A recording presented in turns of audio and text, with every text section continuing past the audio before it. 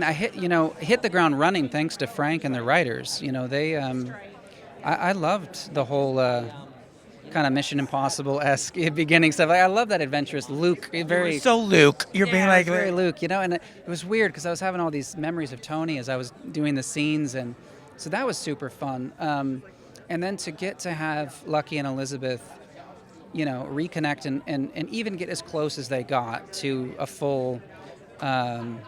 Getting married again was nice because the last time I was here over a decade ago, it was mostly tragedy.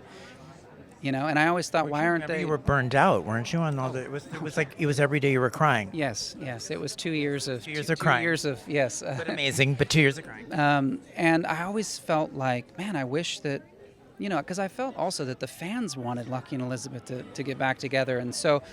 This time around, I was very grateful that Frank and Elizabeth and all the writers were very open to that. And it was my fault that I had to leave because of my commuting and my family. So I felt bad for the fans about that. I truly did. But I was also grateful for the moments of sweetness and beauty. There's a lot of tragedy in the world, and so one of the things I mentioned as I was coming back, I said, look, if it makes sense, I just think a little bit of beauty can go a long way in the world right now.